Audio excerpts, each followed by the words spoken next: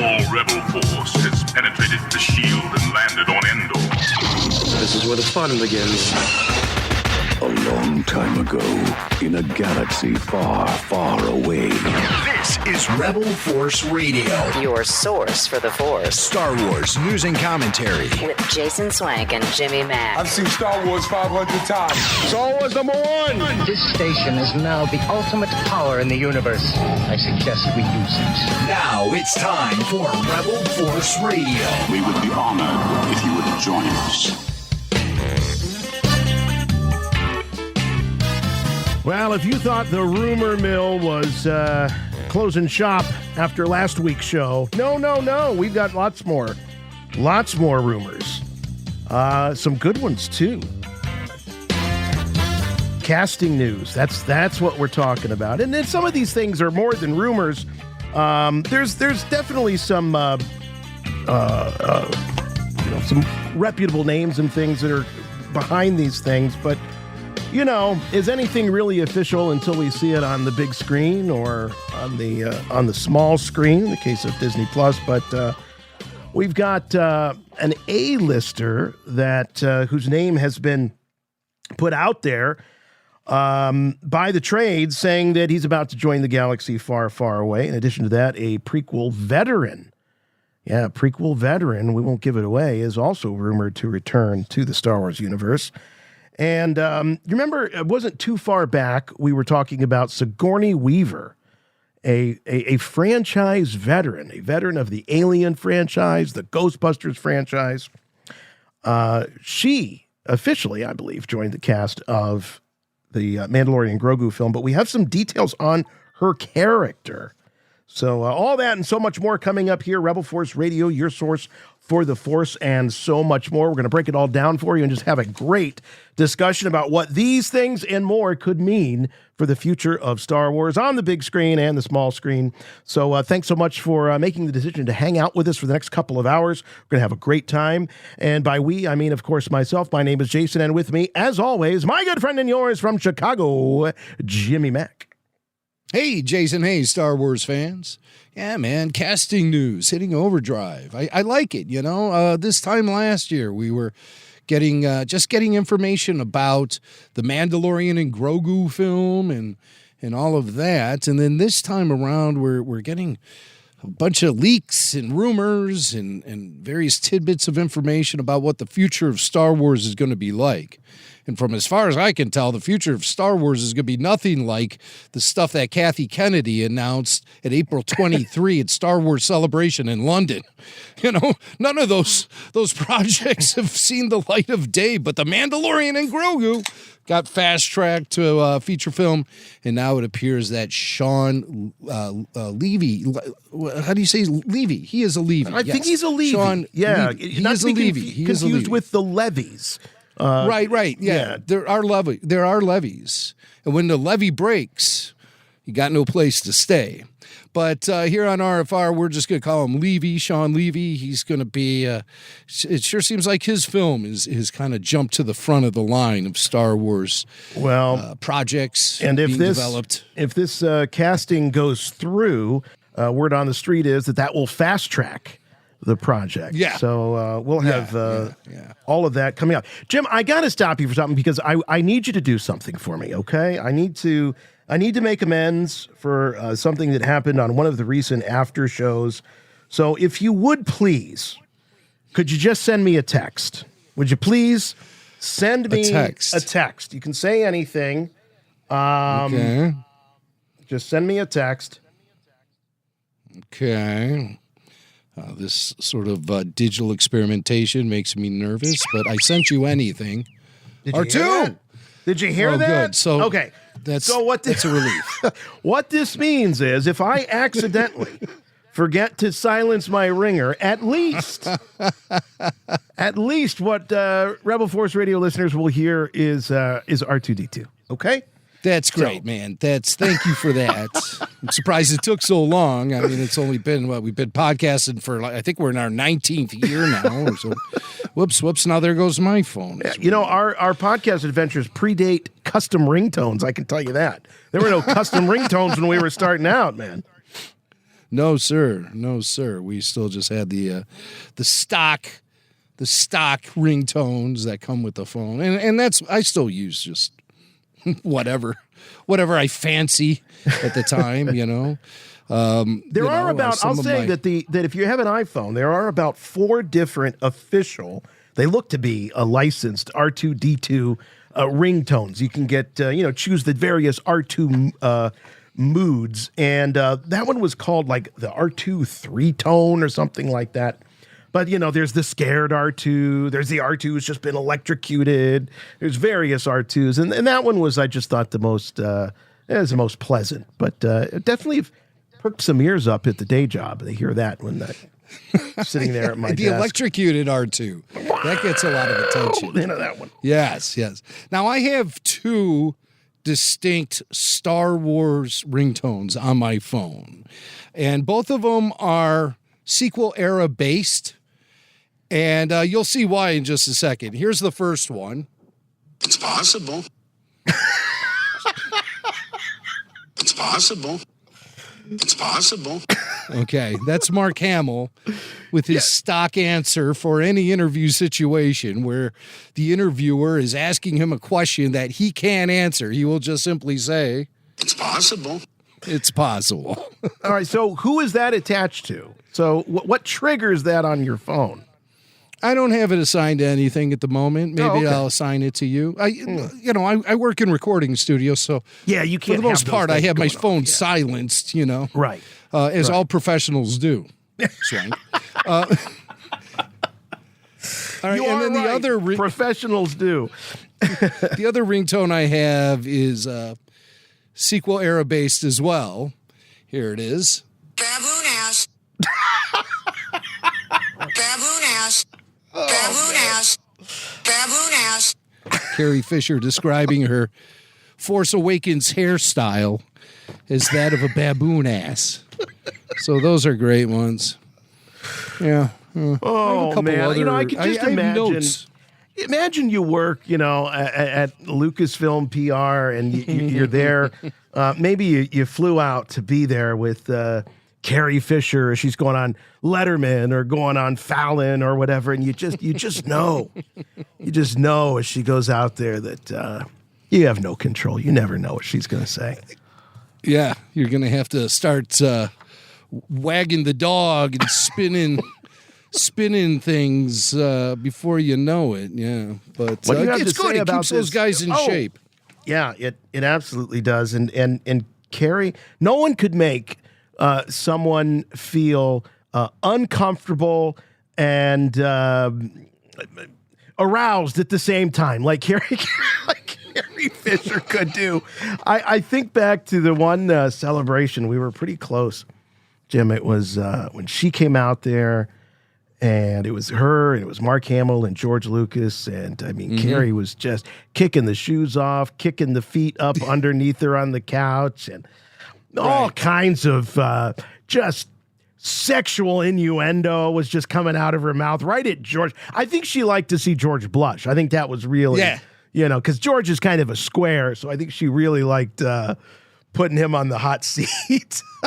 She likes to see those red cheeks under the gray beard get redder as she continues to push the boundaries of what's acceptably said on stage at a Star Wars celebration event. Man, little did we know, I mean, how much we would miss that kind of honesty, right? That kind of honesty and effort sort of attitude, you just you don't see. It was definitely a moment in time, that's for sure. Her wit. Yeah, she was great, man. She was just great. So yes, Carrie Fisher definitely missed, but she does live on as a ringtone. Baboon ass. And that ringtone will be around forever. All right. Well, before we get into headlines and all of the casting news and rumors, let's check in with our listeners and see what you have to say. What's on your mind? You must contact me. Play back the entire message. What message? Message after the message. The Emperor commands you to make contact with him. It's a trick. Send no reply.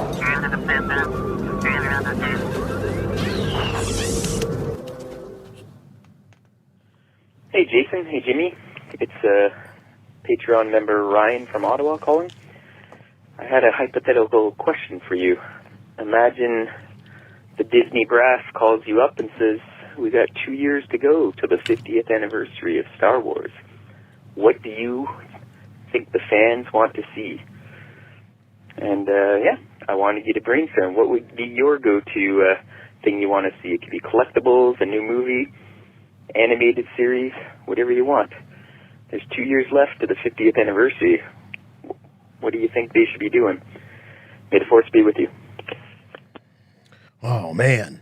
We get anything we want? I think that's kind of what he's implying here. That, yeah, right. No, with these hypotheticals, I don't know if it's just that I'm too cynical or what. I always have to kind of have some reality, some realism play in because, if you went totally crazy and you didn't have to worry about people who've passed away and things like that, you could really go bananas. I'm glad that our caller asked this question because, Jim, you and I were talking before the program started. We were talking about SNL having their big 50th anniversary, and there's just these incredible documentaries you were telling me about that are coming out, and an hour documentary about one sketch, that kind of micro look at things. And my God, we are 2 years away from the 50th anniversary of Star Wars. That's huge. That's really huge. I remember as a kid the 50th anniversary of The Wizard of Oz in 1989, and what a big deal that was. Special video releases and documentaries and things. So what would we like to make happen if the brass called us and said, here's, we got 2 years to plan for this. What are we going to do? Here's what I would say. The top of my list is a animated feature film that happens either in between Empire and Jedi, or no, I'm going to take that back. In between A New Hope and Empire Strikes Back, with the original actors coming back, is all of them that are still alive and doing the voices.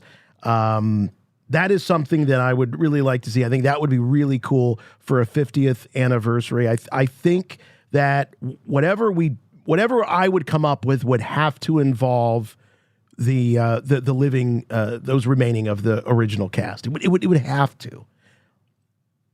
That's a good call. That's a good call. Sometimes I wonder if anniversaries, they make a good marketing opportunity, but at the end of the day, I generally think the fan base doesn't give a crap about how many years.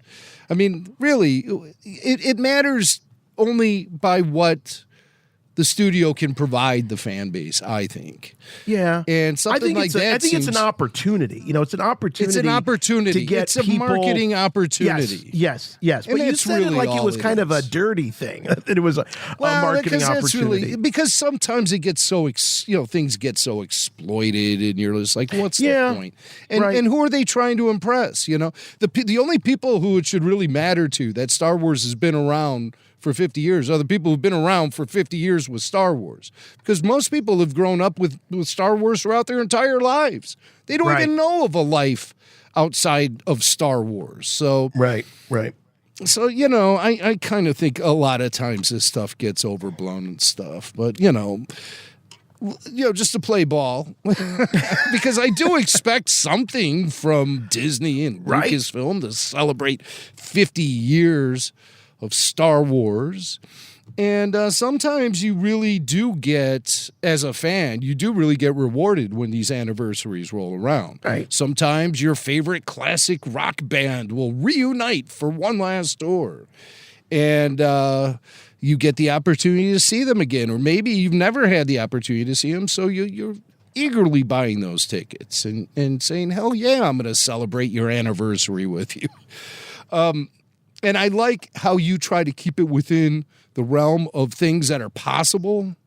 And an animated series featuring the original trilogy characters is something that I can't believe hasn't happened already. Right. I was just having a conversation on RFR Q&A with VIP Jeremy, and this very topic came up. we would like to see an animated series featuring the original trilogy characters. Now, the problem is how much boxed in are those stories going to be by what exists as far as novels and Marvel comics, etc. Yeah. You know, Lucasfilm has created all of these ways of painting themselves into a corner. It makes it hard to get things like that rolling because somebody else may have already told a story. Right now, the Marvel comics are shifting after doing years meandering within the period between Empire and Jedi. They've finally emerged on the other end, and they're going to finally start telling stories about what happens post Return of the Jedi, the birth of the New Republic, all of that stuff. So they're willing to finally tackle all of that. I think that would be a nice time frame in which to place the original trilogy characters, following the events of the original trilogy. So I think there's more blue sky opportunities there for them. And you could tell a solid Star Wars story with these characters that have, take you from the beginning to the end and keep it all nice and standalone. That would be great. That would be really great. But also, a Darth Vader film, a live action Darth Vader film of Darth Vader doing things that Darth Vader does in his prime, where he's used to having all of this armor and everything. You get a little sense of that with the Kenobi series. But take Obi-Wan out of the mix and just have him hunting down random Jedi. And make those Jedi really dislikable, so you cheer for Vader. And I think that would be interesting. And none of this Darth Vader I can't live without Padme, and he's weeping in his meditation chamber. None of that. No. Make him cold-hearted, and also show Vader exploring the dark side of the Force and learning it and mastering it, and all of the challenges and pitfalls he goes through along the way, along with friction between himself and Emperor Palpatine. I think that could create some interesting drama. And I sure did like the Darth Vader comics that Charles Soule wrote, the 2017 run. So there's potential there. I would like to have some sort of fan fest that we can all go to and hang out at. And I think that is definitely going to happen. I would imagine that'll be the next celebration that is announced in Japan in just matter of a couple months. Yeah. So if you're talking about 2027, that will make it a 5-year window between the previous convention in the States, right? Which was 2022 in Anaheim. So that's decent enough, I think so. Your money, start saving now. You have 3 years. But those are good questions. Those are good questions. We don't even know what the state of Star Wars is going to look like 3 years from now. No, no, we absolutely don't. Because maybe whatever they present us isn't going to be so based in nostalgia, but more. There is a release date for a Star Wars film in December 2027. And most people think it's going to be the Sean Levy film. It sure seems that way based on some information that's been coming out this week, which we'll be getting to in headline news in just a few minutes.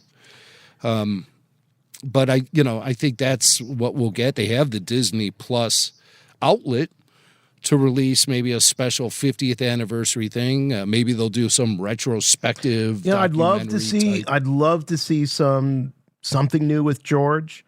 Could be one of the last times we could get George on the record talking about Star Wars. I know people are saying, "Oh my God, we've seen so much," but I think that George would have a very different perspective now than he might have had, the last time they did one of these big whoop-de-doos. I think I think we got to honor the maker because it may be our last opportunity. Yeah, right. And, talk to anyone who was involved with the film who's still alive. Sure. And can go on the record and discuss.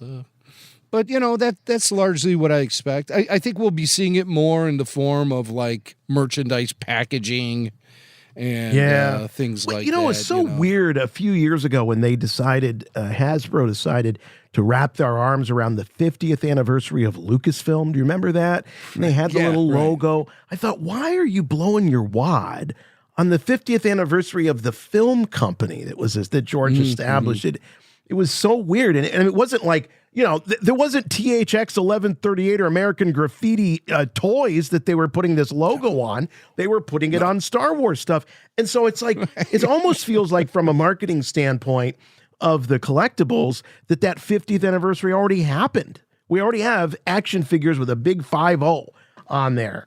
So that was just a really bizarre choice. I will say, though, if I had to pick a collectible that I'd like to see happen for the 50th, it would be finally, I'd love to see just a complete reproduction of that original Kenner Death Star that those of us who came along a little bit later never got a chance to own. It only came out for the first Star Wars movie, even though there was a Death Star in Return of the Jedi. So strange that for a toy line that just constantly put everything out again and again and again with different movie logos.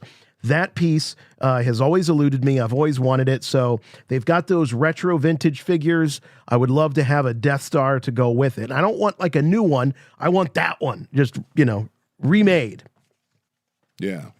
And speaking of the retro vintage figures that they release, I think something is fundamentally flawed with their approach with those.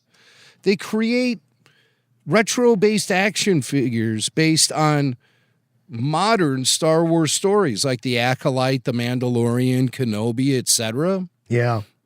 And I think that's a misuse of the concept. What they should be doing is creating those elusive characters that were never created as vintage action figures back in the day. Because I don't know what to do with Acolyte vintage retro action figures. Where does that go on the shelf? What to do with it. I really just don't know what to do with them. And some of them I like a lot. Like I just recently picked up the retro Kersatin 3 3/4 inch action figures. Yeah. And I've been spending a lot of time with that guy. He's a more fun than a frog in a glass of milk. But wow. That's saying a lot. And that's fun. But it's I just don't understand what they're doing. Well, there's a what if. Morgan there's a what if aspect to it. I remember when in 1999 when we were seeing the release of the Star Wars figures for the Phantom Menace. They you look at them now and they seem so basic, but at the time they were so modern. And they felt very modern compared to the vintage figures of the 70s and 80s. And I remember thinking to myself, oh, it'd be kind of cool, like to imagine what if this movie had come out in 1985 and, what would the figures be like?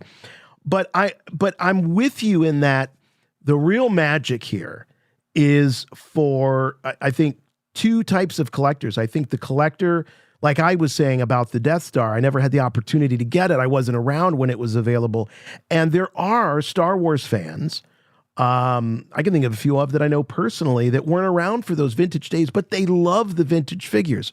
Because people bitch and say, why are they reproducing these figures? I've had them since 1978.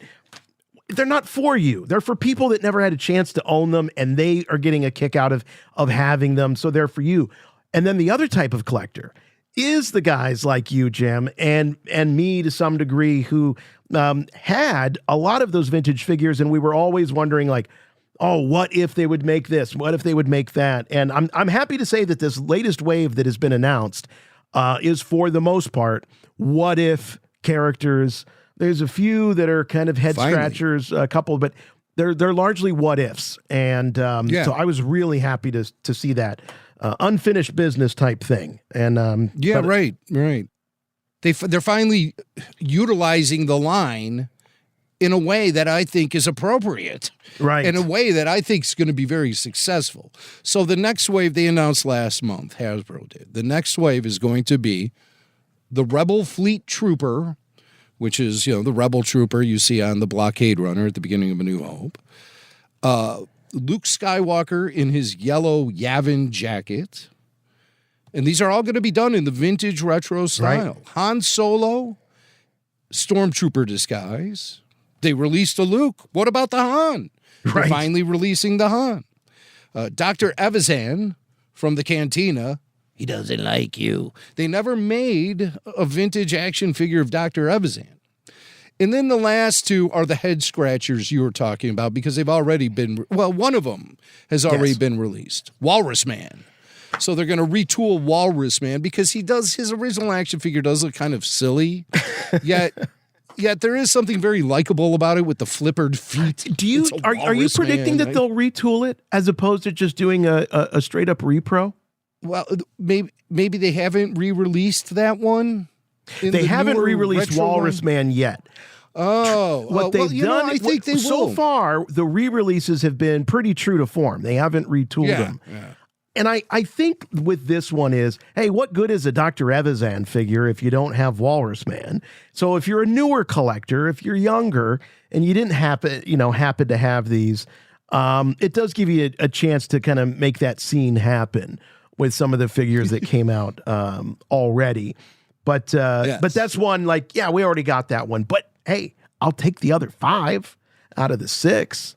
But this, to your point, this is what they should be doing. Is also, yes, yeah. Sand Trooper's also in the mix. Yes.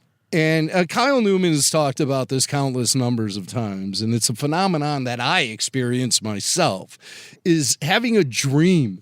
You're a kid again, and you walk into the Walmart or the Kmart or wherever, Toys R Us, and you look on the pegs, and there's all of these action figures that were never produced by Kenner back in the day. For some reason, Kyle always sees the big R1 droid that the Jawas were selling in A New Hope. Yeah. The R1, the big black blob of a droid, R1, but that's the one he wants the most. That's not going to be in this wave. But I predict this wave will be a success, and I predict Hasbro will start mining these characters that were never produced. I know the fans certainly have. Fan-made custom action figures have come so far in the last 10 years. They're using plastic and injection molds and all of this stuff. These aren't 3D printed stuff. I mean, at least what I've seen. Right. And so fans have been making them. I bought in. I did a pre-order with some fan back in 2020. And they were going to release 13 action figures. And it was this outfit called the Fan Strike Back. Oh, yeah. And they charged $300 for a set of 12 loose figures, $500 for a set of carded figures. And they took everyone's money and never provided anything, except oddly enough, a retro Grand Admiral Thrawn action figure that was never part of the original order, nor was it anything anyone wanted. We wanted to fill in the spots in our vintage collection with action figures that were never made before. And so we were counting on these fans, the fanstrikeback.com. Don't bother looking for the website because it's long gone by now, along with my $300. And, I know Brian Klein from the Babu Freaks, I believe he invested in this and got burnt as well, as hundreds of collectors did. So Fan Strike Back, you guys are... Karma will catch up to you sooner or later. Believe me. Yeah. Believe me. Nobody filed any lawsuits or anything. I don't even know if these jokers can even be found anymore. And I'm so bummed that never happened because they had other pieces of merchandise available on their website. So before I gave them $300, I ordered an individual figure of something else just to see. how reputable this company Right, is. right. How Do was they the actually quality? follow Did they- through with their order? Just And they did follow I through? received it. Yeah, I received the order, and it was all good. And so I'm like, okay, I think I might drop down on this pre-order. And they took the money and ran, man. I mean, gone. Yeah. And so I'm really disappointed. And I think they're scumbags for doing that. But like I said, karma will catch up with you. Fans strike back sooner or later. It will. I do have. So here's one I just happen to have sitting on my shelf right by me, and I bring it up. This is Princess Leia, a vintage retro, as if in the Hutt Slayer slave Leia, as we grew up knowing her. And I'm glad that I got this one because I don't think Jim is as much as successful as these what if retros are going to be. I don't think we're going to see a slave Leia being made by Hasbro anytime soon. So, and as you were talking about, the quality on this is excellent. And you can go on. I'll say anybody who wants these, go on Etsy, do a search, you'll find them. And they're not. I mean, they're not cheap, but they're not as expensive as you might think. And if you do have a display of vintage Star Wars action figures, and maybe you got your old Jabba like I do, and you need a slave Leia. It's a great little piece, and that's one.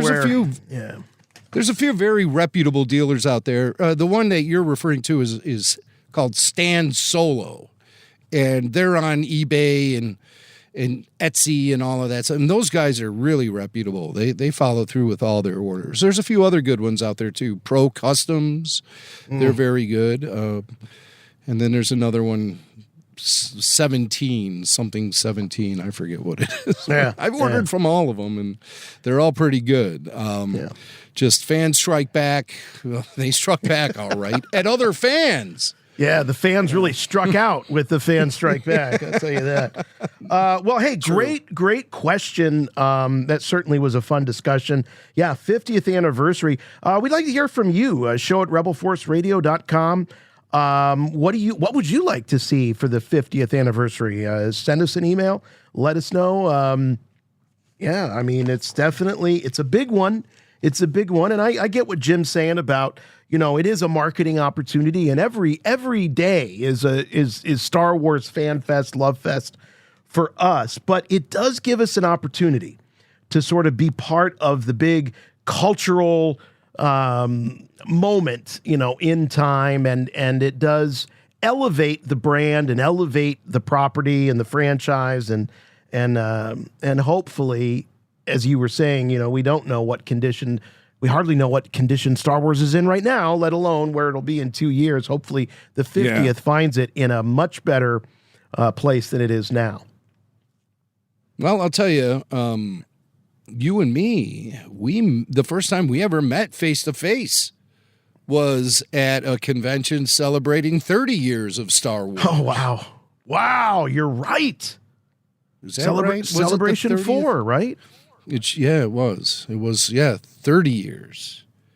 Damn. And that seemed like a big deal, Yeah. They served us, we were in the panel in the convention hall, and they served us pieces of cake. Remember that? Yeah. Yes, they brought they brought the big the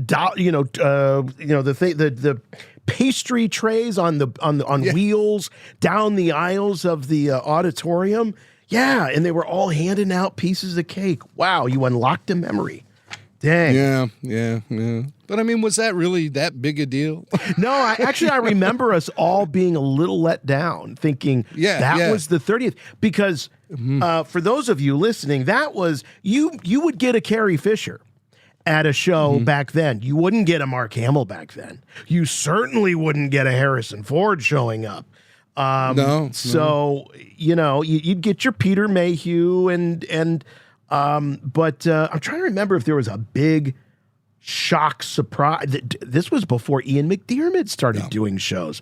It was a very small group that were out there doing shows. So 30th was not the whoop-de-doo. Those of you who showed up and Harrison Ford's introducing John Williams at the con, that didn't happen in our day. That didn't happen for the 30th. Didn't. But we could just walk into those panel rooms with no problem. We didn't have to wait out in line overnight for a wristband or any of that stuff. Boy, you're so right. You know what? I'll take lesser known celebs because you're not going to get anywhere near them these days. I'll take the lesser known celebs, please, Alex, and then without many of those big lines for they're laying out there like slabs of meat. These poor people. Sleeping like homeless around these convention centers. Talk about exploitation. Yeah, that's really, a bad look. Yeah, it really is. That's a bad look. All right, let's get into actually, before we get into headlines, we wanted to give you an update on what's going on with Rebel Force Radio over on Patreon. If you like the podcast and you're listening, so we're going to assume that you like the podcast, you're going to love RFR on Patreon because it is the Rebel Force Radio that you know and love and so much more. Jim, what's the latest? Yeah, it's like the RFR Clubhouse almost. It's patreon.com/Rebel Force Radio. It's a place you want to go for full show video, ad-free podcasts, bonus exclusive shows that you can only hear on Patreon, early bird releases, and access to the greatest collection of Star Wars fans on the internet. I'm telling you. And if you sign up and become an annual supporter, you'll save 10%. So that's a good way to do it if you want to save a couple of bucks and still support RFR and get all the great content that we release at patreon.com/Rebel Force Radio. This week, RFR Q&A is back with the top 5 expectations for Star Wars. RFR VIP Jeremy Lanning joins me to discuss the current state of Star Wars. And Jeremy explains what he would like to see in the future via his top 5 list of expectations. And he's a really interesting guy. We talk about Skeleton Crew, etc. And it's a great conversation, available both as audio and video. We have... last week's show, full show video of that show, the hottest Star Wars rumors of 2025. We have the show completely ad-free. The Patreon supporters got it early before anyone else.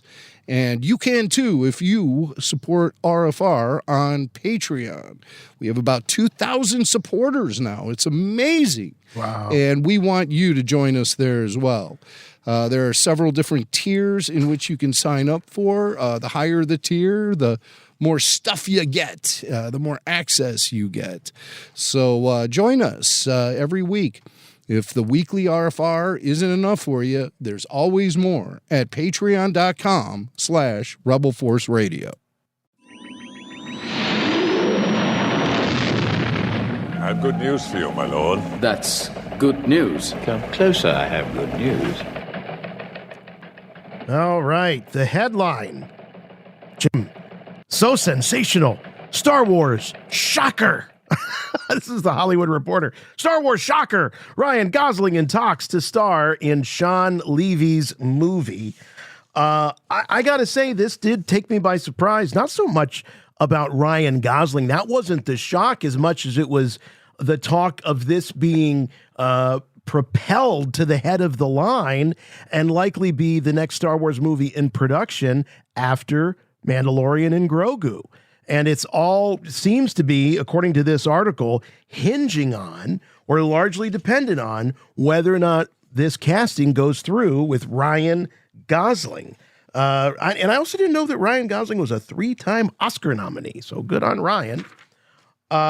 So that says if the deal makes, this would send the project into hyperdrive. After 2 years of development and make it the next Star Wars movie to go into production, Ryan Gosling headed to the great galaxy far, far away with a project that will be directed by Deadpool and Wolverine filmmaker Sean Levy. Very little as far as details on this film, but Jim, it does seem to jive with what some of our sources are saying to us, that it is a standalone movie. We're not talking about anything that is at least largely dependent upon the Skywalker saga. They're also not talking trilogy here. Of course, Lucasfilm had no comment. So there's not a whole lot about it. I thought this was really interesting. Is that apparently Levy, it's either going to be Star Wars or it's going to be a boy band movie. Did you see this? Yeah. So with Paramount, which would put him together with Ryan Reynolds and Hugh Jackman once again. So I'm guessing like maybe some sort of, maybe a parody comedy film, something. But help us, Ryan Gosling. You're our only hope. Not only will we get a new Star Wars movie, but we will be spared a boy band film with Ryan Reynolds and Hugh Jackman. At least in the near future, we're spared of it. Right. But yeah, so this would really, if this goes through, like the article is saying, this would definitely make this movie more of a reality than it's ever been before, and jump up on Sean Levy's schedule. Well, I'll tell you this. This is how I decipher these sort of stories when they break. Number one, I look at the legitimacy of the reporter and the outlet through which it's being reported. And this is Boris Kitt from The Hollywood Reporter. And he's very connected. And he's a very legitimate journalist, entertainment journalist. Then I look at how many other legitimate entertainment outlets pick up on this news. And it appeared everywhere. Right away, it's on Variety. If you see the 1-2 punch of The Hollywood Reporter and Variety, that means they've checked it out with their independent sources. And despite Lucasfilm not going on the record, doesn't mean that these guys who are reporting this stuff don't already have confirmation from very reliable people placed within the studio.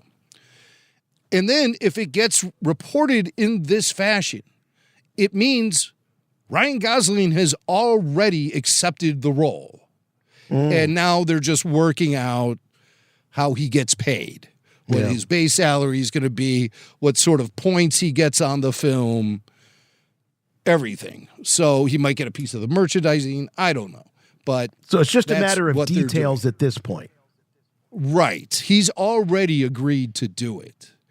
And because he's agreed to do it, Sean Levy, who has other projects going on, gets the opportunity to work with a guy like Ryan Gosling, who has been nominated for Academy Awards, I think most notably for lead actor in La La Land. Mm-hmm. And I think he was nominated for an Oscar this past year, I think for a song he sang in the Barbie film. I don't know, right. Because I remember he performed at the Oscars ceremony. That's right. I forgot all about the Barbie movie. I haven't seen the Barbie movie, so I was not thinking of Ryan Gosling as Ken. But he's yes, Ken. so he's Ken. Ken, and he's Ken. Hey, Ken. I never thought we'd see the crossover. Well, of Ken Jim, in the Star Wars. crossover of Ken in Star Wars goes back to the early 80s for me, when my cousins had the large-scale 12-inch Star Wars figures right alongside. They were Barbie-sized. And I have a distinct memory of playing as Han Solo and punching out Ken because I caught him with Princess Leia. Ooh. Yeah. Yes. Now, what they were doing, that'd be a very I can't say. satisfying, very satisfying knockout, you know? Yeah. So, boy, if you could have gone back and told 7-year-old me what the future might hold. This is not the first time, by the way. I don't remember this rumor. Maybe you do. But there was a rumor that connected Ryan Gosling to the first sequel trilogy film. He was being name checked as part back in 2013. He and Zac Efron by J.J. Abrams. That he was being eyed by J.J. Abrams for a role that would eventually become Kylo Ren. So there were so many rumors back then about the casting. You're talking about 2013, 2 years before the film came out. But I remember the buzz around Zac Efron. I know really about Ryan Gosling. I did like Ryan a lot in the Blade Runner sequel. Blade Runner 2049. I thought he was excellent in that. And I panicked when I first heard this news that a guy named Ryan is in talks to star in Sean Levy's movie, because I'm aware of the bromance between Levy and Ryan Reynolds. And I really do not want to see Ryan Reynolds in Star Wars. I just do not want to see that. Lord, save us from that. I don't want to see Ryan Reynolds in Star Wars. Not a fan of the double R, eh? Not a fan. No, not really. No. Okay. No, not in Yeah. the slightest. So yeah, I'm relieved to see that it is a guy like Ryan Gosling, and I had been privy to some rumors recently about Sean Levy really strongly clearing out time at the end of the year to get his Star Wars movie in front of cameras. And now I think with the Ryan Gosling news, it's all but a done deal.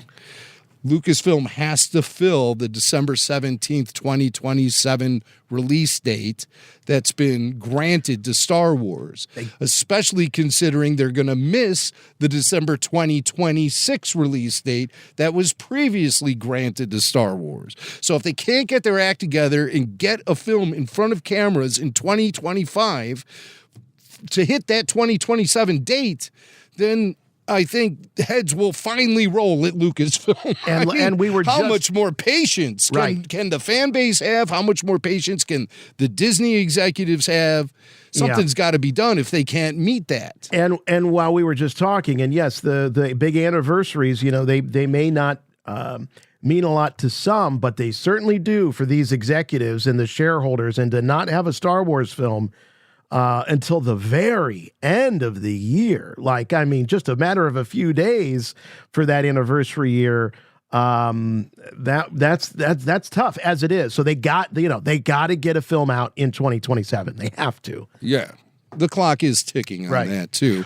It doesn't appear that Patty Jenkins' film is going to be ready. Rogue Squadron. It doesn't appear that the Charmina. But remember when Jeff Snyder first broke the news that Sean Levy had a Star Wars project in the works? It was Jeff Snyder, the entertainment reporter, who did that. He said that it's very possible that Levy's film is going to feature Daisy Ridley in some sort of role as Rey, obviously, and that it may supersede the Charmin Obaid-Chinoy film that's been in developmental hell for the last 4 years now. So it appears that Sean Levy's winning the race. Thank God. It could explain, too, Jim, why Lucasfilm was so confident in parading Daisy around. Maybe they knew that they had two bites at the apple with this, that they had perhaps a plan A and a plan B that would somehow involve Daisy, and that this race for Rey that we were talking about last week may have been going on behind the scenes for some time. Because it just seems so curious to me. Now, granted, they're not known for making great decisions these days, but it just seems so curious to me why they would bring her out on stage, the actress herself, and make such a big deal. Yes, Kathleen Kennedy has made announcements before that did not come to fruition, but I can't think of them actually dragging an actor, especially someone like Daisy Ridley, out onto stage and then seeing it fizzle out. So I would love to see, if this is an opportunity to get Daisy back into Star Wars and Rey back into Star Wars and moving on with whatever they have planned. I'm all for it. Let's go. Let's make it happen. Yeah, I find interesting some information that gets revealed here is that Levy has been working on this Star Wars feature since 2022. And I just find that's interesting because we didn't learn about it via the Jeff Snyder rumor, or we can now say report. We didn't learn about it until last year, 2024. So Levy had already been working on it for a couple of years. And 2022 seems interesting because it appears that's when things fell apart with Damon Lindelof, late 2022. With his work on the Rey film. And then Stephen Knight was shifted into head writer of the film, the film that Charmin Obaid-Chinoy is supposed to direct. So I think when things started going south with Lindelof, that's when Plan B started coming together with Sean Levy. Sean Levy brought in Jonathan Tropper, who is a writing partner of his. They've collaborated on a couple of other films. And so I think that's when, it became sort of known. So in that case, by the time they're bringing Daisy Ridley out on stage in 2023, yes, they still are promoting the Charmin Obaid Chinoy film. That's clear. Yes. Because Obaid Chinoy was there. But they did have the Sean Levy film in their back pocket in case things continued to disintegrate with the Charmin Obaid Chinoy film. Also interesting, the news that Levy is producing the film via his 21 Laps production company. And so an outside production company coming into Star Wars once again, very much like J.J. Abrams and Bad Robot. Mm-hmm. And we know there was friction between the two production companies, Lucasfilm and Bad Robot, during the production of The Force Awakens, which is probably primarily why J.J. Abrams didn't stick around or didn't get brought back to do the sequel, The Last Jedi. Right. I don't know.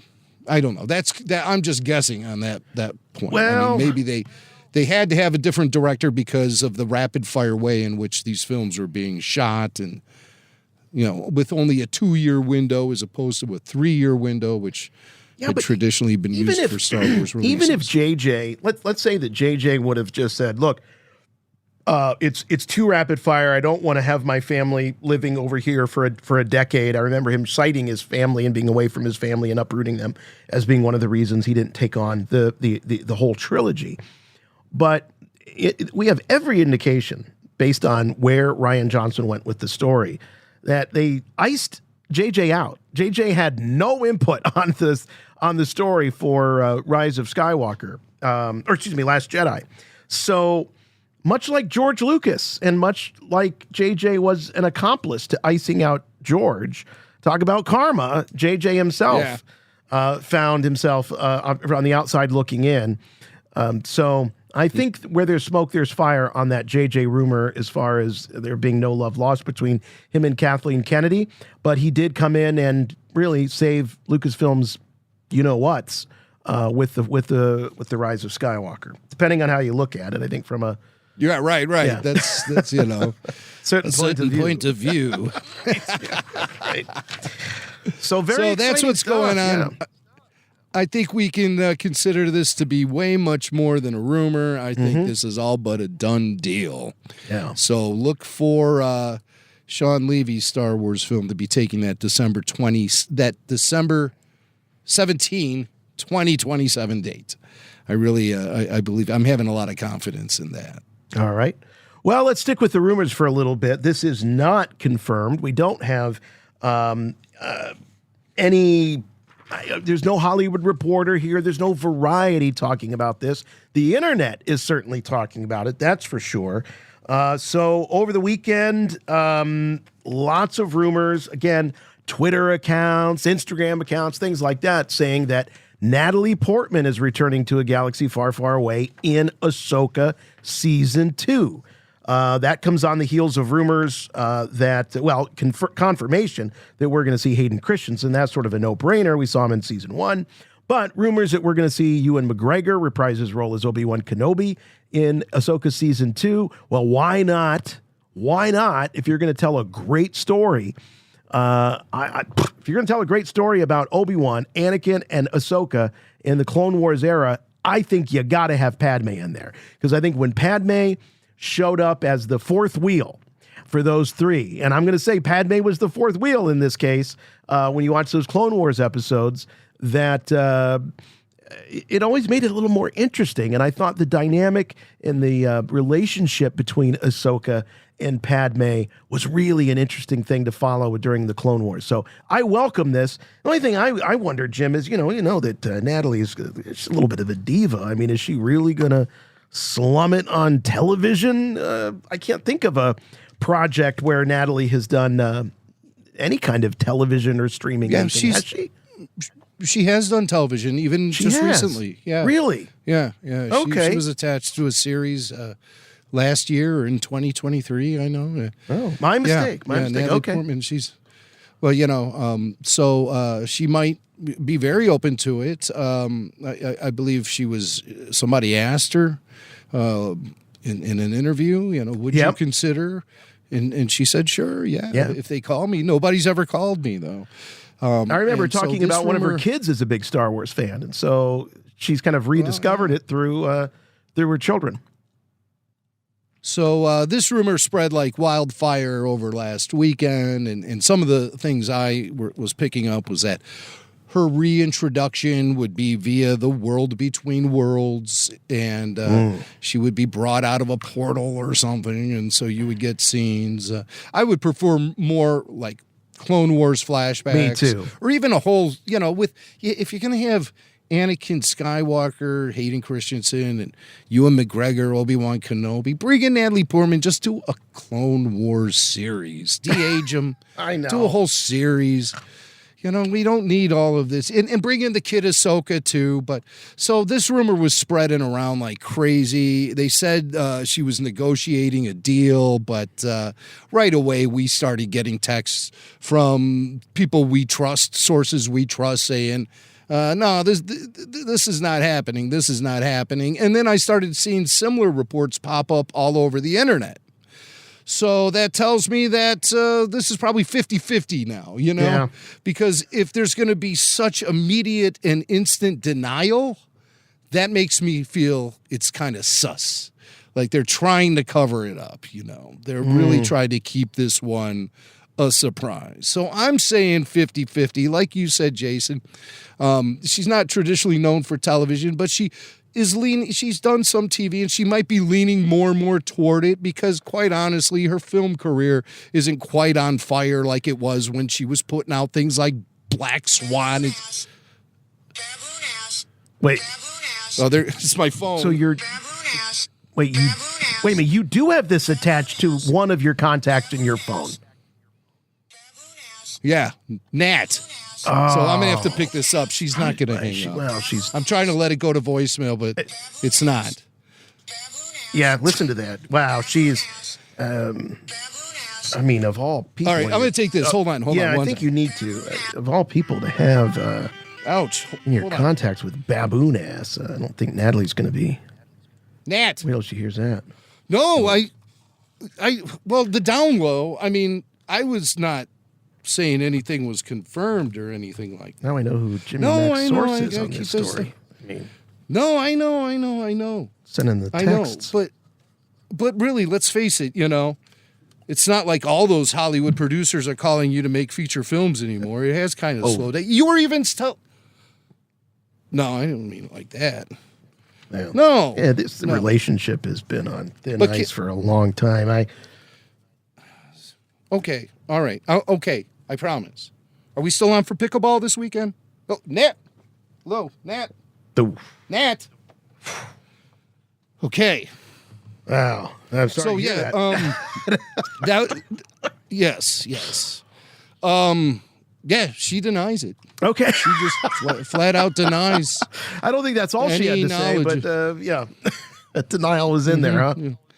Yeah. So yeah, our sources are telling us it's not happening. Well, I would love to see it because my hope is, as I was saying to the Jedi Council, because last week Jimmy Mac taught me what bottle episode means. No. Yeah, so I would love to see a bottle episode of Ahsoka Season 2 where it's all Clone Wars all the time for the full 34 minutes or whatever odd time the episode's going to be, and have it be a backdoor pilot. Have it be a test for what it would be to bring them back and tell a Clone Wars story, and then do exactly what you said, which is give us a whole season of these actors back and telling a great live-action Clone Wars adventure. Why not? Shows like that also, you could consider that to be like a soft pilot. But, that would be really interesting. So I still say 50-50, with all the denials flying so fast and furiously. That, again, that sort of makes me raise an eyebrow a little bit. So I'm saying 50-50. We've heard some outright denials, even from Nat herself. Yeah, who's also denying me from pickleball this weekend too. She's given out lots of denials. It seems like this week. I'm gonna go. I'm gonna see your 50-50, and I think that there's something that feels right about this. I think it's more like 70-30 that it's going to happen. I'm going to go against the grain here, just because it feels right. It feels right, and I don't know Nat real well, but what I do know is, does she really want to see Hayden and Ewan? She's seeing all this love for these two guys, and they're going to conventions, and tens of thousands of people are cheering for them, and they're getting all this attention and adoration, and she wants a little piece of that. She wants a little piece of that. Maybe her kids who are big Star Wars fans are like, yeah, Annie and Obi, they're the bomb. Why couldn't you have played a cool character in Star Wars like them, Mom? She's like, oh, man, if I just had one more chance at this, one more swing of the bat. But, hey, I think it's possible. But let's make ourselves this promise. All right. Let's not get all pissy about it if it doesn't happen. Okay? In Ahsoka season 2. Let's not have all of our expectations for that series riding on the return of Let's all Matt. take a pledge. All of us listening, we're going to take a pledge that, our enjoyment of this season 2 of Ahsoka is not going to be determined by the appearance of Natalie Portman. But right. I'm sure Filoni will give us a whole bunch of things to get pissed off about, but that one we don't have to commit to so much. Yeah, just wait. There'll be plenty. But it's definitely fun to think about. Something else that's fun to think about is we're inching ever closer to the release of Mandalorian and Grogu. It seems as though the cameras have, the production is wrapped. Maybe there's reshoots or things that might still be in the cards, but this film is largely filmed and they're in post-production now. So the details are starting to come out about Sigourney Weaver's character. This was this started as a rumor, or did this come out as confirmation? I think this might have been one of those Hollywood Reporter variety deals back. Well, the only way it would really be confirmed is if we got this information like on a trading card or an action figure or something. But this is coming to us I'm talking from about Jeff Sigourney Snyder Weaver again. being in the movie. I can't Sigourney? remember if that was what the original source of that. It's not been denied. It's a done deal. I just can't remember if that was one of those Hollywood Reporter deals back in. It was. Yeah. Okay. It was presented to us in a very familiar fashion. They said she was in talks to appear in The Mandalorian and Grogu, which means talks usually means negotiations. And when they're doing negotiations, that typically means the actor or actress have already said, yes, I will be in that. So I think it's all but a done deal that Sigourney is going to be in The Mandalorian and Grogu. To the extent, according to Jeff Snyder, of kind of a cameo, just a few scenes. She's playing a New Republic officer. He's got a name, Colonel Bishop. Bishop, that sounds familiar. She knew a Bishop in the Alien franchise. Wasn't he the robot, the droid, the android guy? Oh, my gosh. I think that was Bishop. I don't remember. That would have been in, the sequel? Yeah, in Aliens. I don't remember that one. Yeah. Yeah, that's the one I really love that film, but I remember the night I saw it, but I really haven't seen it many times since. Now, I've seen the original Alien like 500 times. But I don't know why I haven't seen Aliens enough. That's the one that was directed by Cameron. James Cameron. Yeah. Exactly. So Colonel Bishop. Colonel Bishop, New Republic officer, and apparently she loves to play sabacc. Okay. All right. So maybe her one of her only scenes is her playing the card game. I don't know. I kind of had hopes that she was going to be related to Peli Moto. Like, yeah, me too. Colonel Moto, like she's Pelly's mom or something. Yeah, I don't, but that's probably not going to happen. There were all those comparisons of Pelly, her look and how Sigourney looked in in the Alien films with kind of the wild hair and everything. But exactly. So no Moto. She's going to be a bishop. And yeah, looking forward to seeing what she can bring to Star Wars.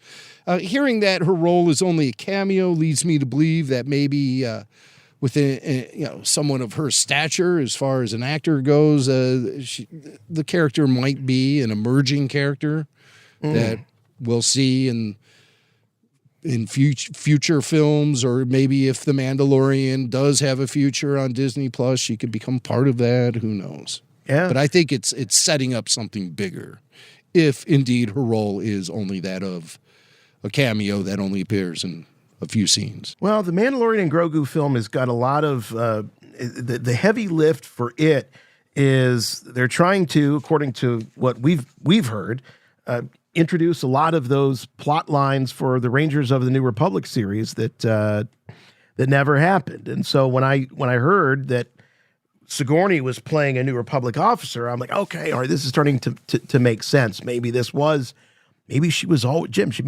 always in consideration to be in that series, the Rangers series, and that didn't work out. So we're going to get our Sigourney Weaver appearance, and as you said, maybe that will lead to additional appearances down the line if they can ever get that Ranger show. Exactly. It's possible. It sure is. Hey, speaking of possibilities and what may have been or could have been, this one, I didn't see this. Jim, this is something that you obviously saw on social media. So take us through this. An actress that was to play a Jedi in Skeleton Crew ended up on the cutting room floor. I was pretty surprised by this, considering how out of the, this show really tried to get things like Jedi and stuff out of the way, Right. So it's this actress, little-known actress, Yasmin Al-Masri, and she revealed via Instagram with a photo of her dressed in Jedi robes. She says she had a role in Skeleton Crew that obviously ended up getting cut out of the final series. She says, "This was the shortest acting job I ever done, but the most meaningful to the child in me, playing a Jedi for one scene in Skeleton Crew." So one scene, she played a Jedi in Skeleton Crew. I think a lot of the internet is reacting, saying, well, this is the Jedi that found Jod. So obviously they shot that sequence as a flashback, and this is the actress who played that Jedi, because Jod did specify she was a female. As a matter of fact, I gave you the clip of Jod explaining his past and why he has limited force abilities, just so we can refresh ourselves. When I was your age, all I cared about was not starving. I was living in a hole in the ground, and a Jedi found me. She may have been desperate and ragged like me, but she told me I had potential. And that was... well... she only taught me a little before they hunted her down, and they made me watch whilst they killed her. Okay. The mystery of Jod explained. Heavy stuff. But I don't know, what he says doesn't add up to the photo I'm seeing of this very attractive young actress. She doesn't look tattered. No, she's wearing pristine Jedi robes. Mm-hmm. And if it were the case, wouldn't she be hiding from the Empire via Order 66? And look she at still her has hair the and Padawan, the braid and everything. She's the Padawan she's meticulous. braid, everything. Yeah, she's meticulous. Yeah. And basically a billboard saying Jedi found here. Right. Not wearing the tattered rags that we hear. She had some other photos she put online too on Instagram. I gave those to you. Yeah. Just various photos of her in what appears to be her dressing room. Yep. And she took some other photos. She shot a video playing around with a toy lightsaber in one of the holding areas for actors, right underneath a sign that says absolutely no video, no photography. And she's there in the Jedi robe swinging a toy lightsaber around. Here and she stuff. is with the phone.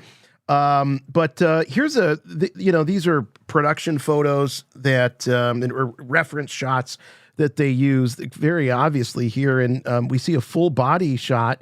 And Jim, once again, pristine robes. I mean, we're not even talking like Alec Guinness tatters in A New Hope. I mean, these are, they look like they just got out of the, whatever the storage room is where they keep those Jedi robes for the Jedi in the council. I mean, now it could be the case that this was a costume fitting and they were going to weather the costume after they got it fitted to her.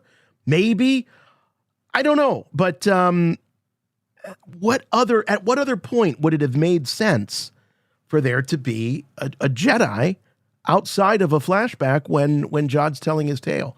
The only place, unless there was something really, a subplot to some extent that we didn't know anything about. Well, I mean, maybe at this point on the timeline, this is supposed to be taking place around the same time as the Mandalorian series and Ahsoka. I would assume Skeleton Crew takes place after season 3 of The Mandalorian, after season 1 of Ahsoka.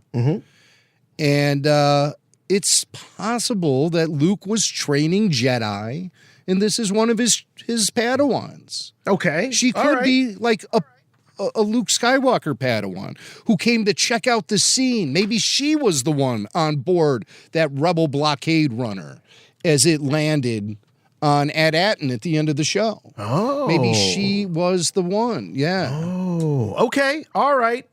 You're definitely expanding my thinking here. All right. Well, it's just the whole internet jumped on the idea that she was Jod's master. Yeah.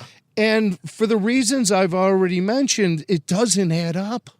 Yeah. Why would she be wearing Jedi robes? Is she supposed to be wearing tattered clothing? She certainly doesn't look like anyone on the run. She's in full makeup and everything, and she's wearing Jedi robes. She has a Padawan braid. Just everything about it does not indicate to me that it can be assumed she was Jod's master.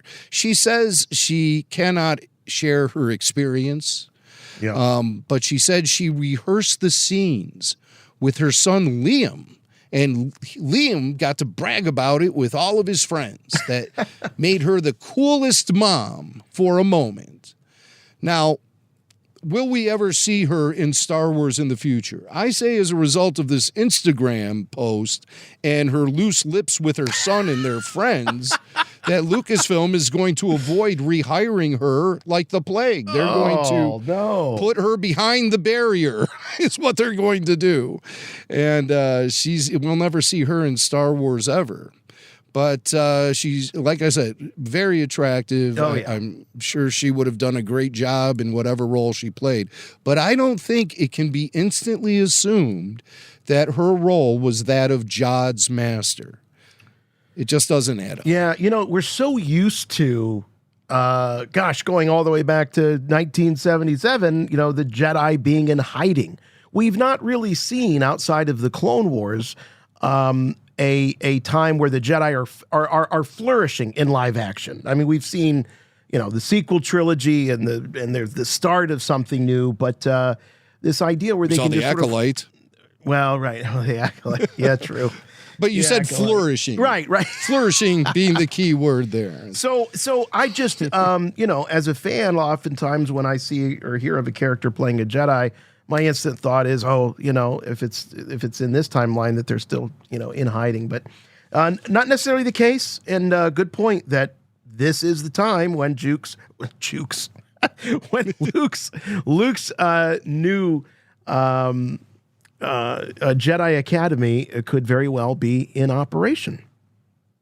So Juke sounds like a combo of Luke and Jake. Remember, didn't Mark Hamill call?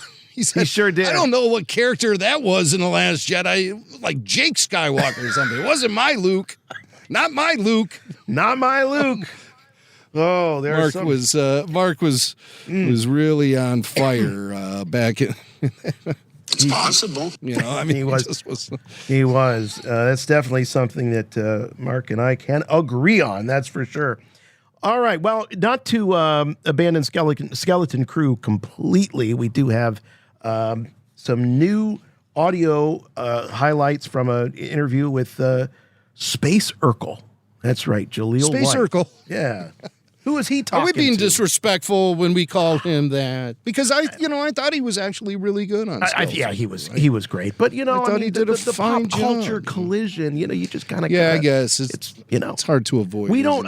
Anyone's wondering, we don't mean this in a mean-spirited or condescending way. It's just funny, okay? It's just funny. Space Urkel's funny. Well, Space Urkel recently talked to Pod Meets World, which is a podcast of some sort, and he discussed his experience on Skeleton Crew. And being a former child actor himself, he had an interesting perspective on what it's like to be on the set with kids, and he sort of understands the challenges a kid faces on the set of a Hollywood production, and he found himself really pulling for the kid actors of Skeleton Crew, and he talks about it a little bit here in this clip. I don't talk too much about it because I really do like the focus to stay on the kids. Ravi and Ryan and Christiana, they're terrific kids. But when I tell you the production value behind them, this ain't no sitcom. This was one of the biggest sets I've ever been on in my career. And, I get to do my pew pew because I'm a pirate. But it's just like, for me, it's so enjoyable for me. I remember just being in between takes and just, having conversations with them and this or that and, who's a better rapper. And yet they're still such kids. And I'd see like boxes of empty crumble outside of their classroom. It'd be loud as hell in the classroom. And I'm like, well, I know why it's loud in the classroom. Look at all the crumble they done consumed, right? All that energy. So for me, it's so nostalgic to look at them work. I cheer for them. It's like I'm working alongside them, but I'm like, I hope you get a chance to do it big enough that the business doesn't play you. You get a chance to put away enough money. You get a chance to do enough episodes that it wasn't a swing and a miss or a bunt.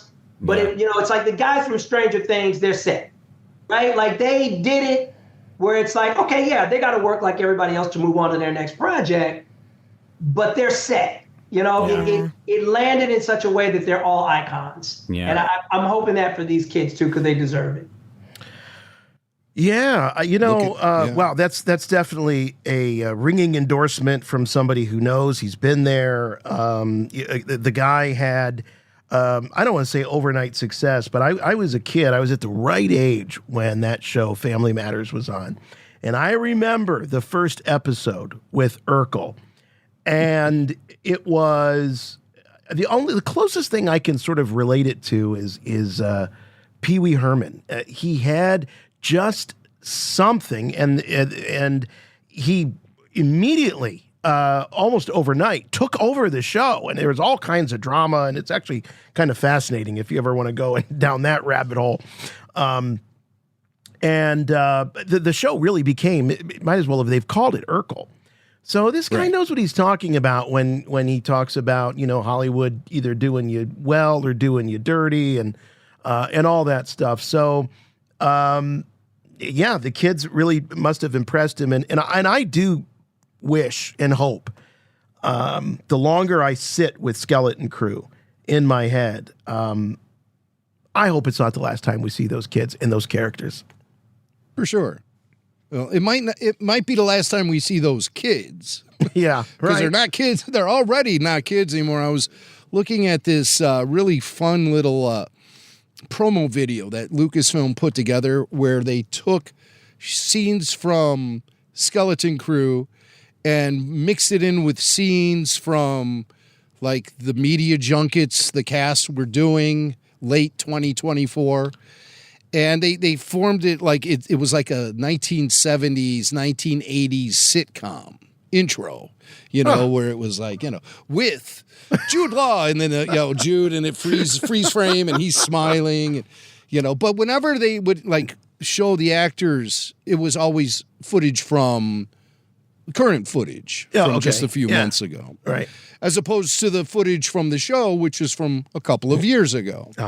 And you can really see that the kids have already matured to a pretty decent degree.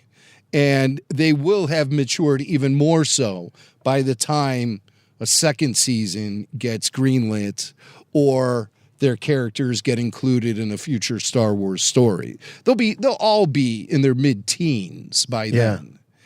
And that creates a very different sort of dynamic, I think. So I think we should just be happy about the time we were able to spend with these kids because it all goes by so fast. It does.